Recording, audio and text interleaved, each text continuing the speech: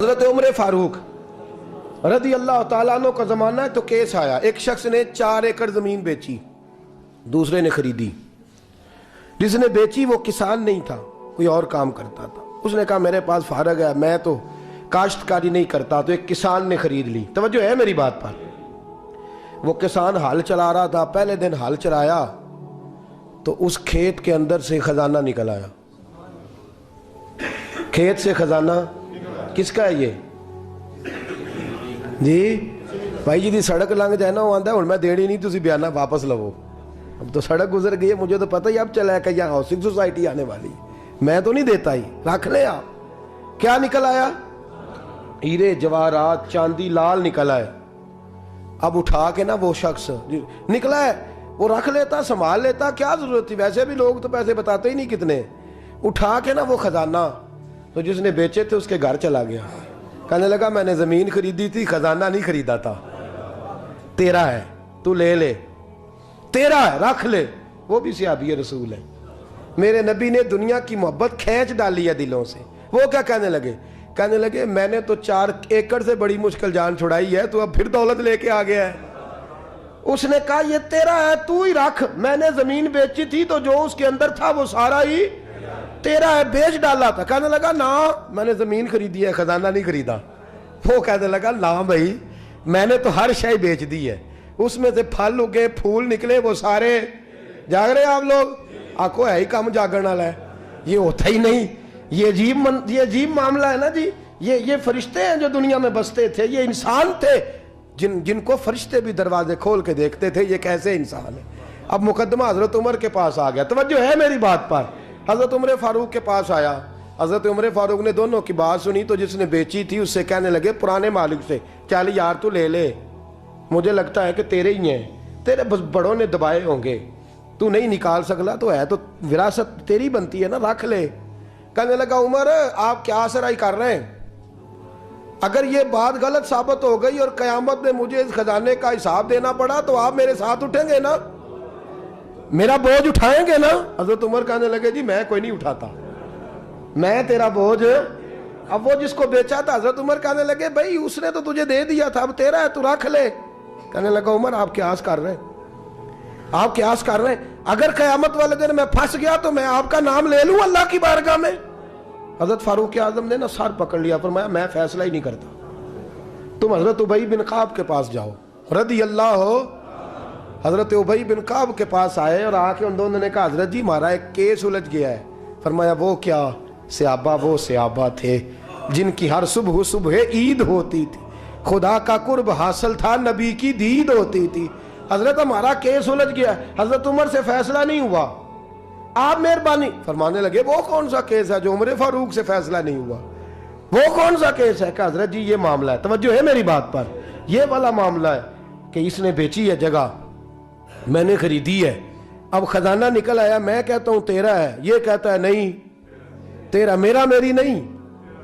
جی یہ کون سا دور ہے؟ بولے نا وہ کون سا دور تھا؟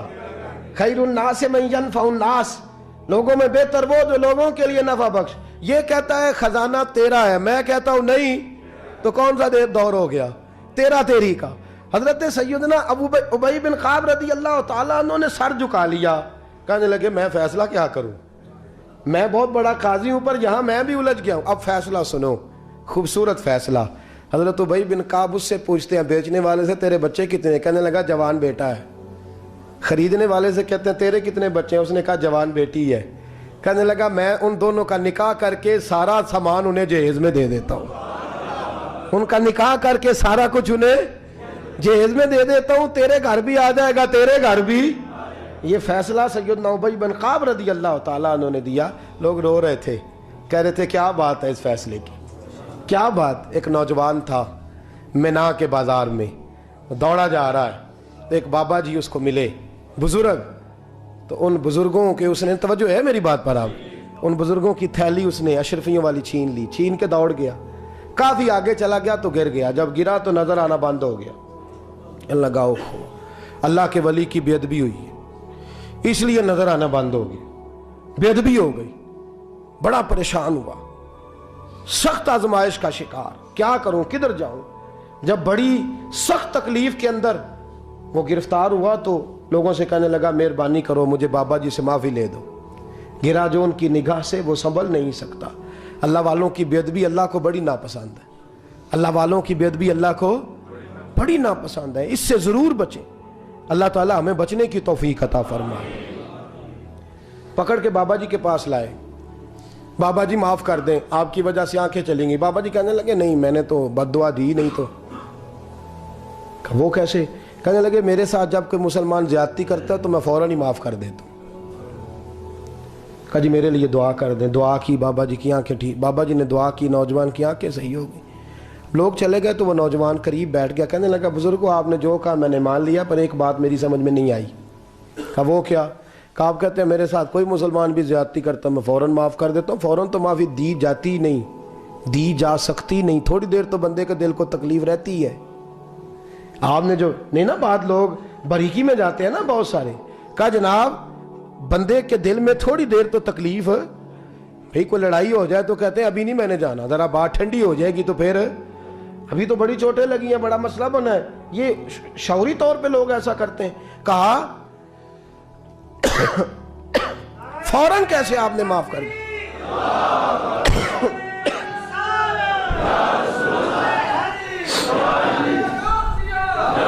کہا فوراً کیسے معاف کر دیا؟ تو بابا جی کہنے لگے مجھے اپنے نبی سے پیار ہی بڑا ہے صلی اللہ علیہ. ہم عشق کے بندے ہیں, کیوں بات بڑھائی ہے؟ محبت بڑی ہے رسول رحمت سے. فرمایا کیا بات ہے؟ بابا جی کہنے لگے میں نے حضور کی ایک حدیث پڑھ لی ہے, اب جو مسلمان بھی زیادتی کرتا ہے میں فوراً معاف کر دیتا ہوں. کہا وہ کیا حدیث؟ سنیں میرے دوستو, اور بزرگوں کی سوچ دیکھیں کہاں تک جاتی ہے. اور بزرگ کہنے لگے اللہ کے رسول صلی اللہ علیہ وسلم نے فرمایا ہے کہ جب تک میرے سارے امتی جنت میں نہیں جائیں گے میں بھی نہیں جاؤں گا. جب تک سارے نہیں جائیں گے میں بھی. تو بابا جی کہنے لگے دیکھنا تیرا میرا جھگڑا ہے, اگر یہ جھگڑا حضور کے پاس جائے گا, اللہ کی بارگاہ میں جائے گا, پھر اس کا فیصلہ ہوگا, پھر یہ مقدمہ لڑے گا, پھر یہ کیس چلے گا, جب فیصلہ ہوگا تب تک میرے رسول پاک جنت میں نہیں جائیں گے, بیٹھے رہیں گے. تو میں اپنے نبی کو تکلیف تو نہیں نہ دے سکتا, میں اپنے رسول کو بٹھائے رکھنے کی آزمائش تو نہیں نہ دے سکتا. لہذا جو مسلمان بھی زیادتی کرتے میں فوراً ہی معاف کر دیتا ہوں تاکہ میرے محبوب کو کوئی تکلیف. میں تیرے اور اپنے بارے میں سوچ نہیں رکھتا, میری سوچ تو ہر وقت ذات رسالت پہ لگی رہتی ہے. میرا ذہن تو ہر وقت میرے محبوب کی طرف لگا رہتا ہے. ہر وقت میں حضور کے بارے میں ہی سوچتا رہتا ہوں. ملی سوچ اپنائیں, قومی سوچ اپنائیں.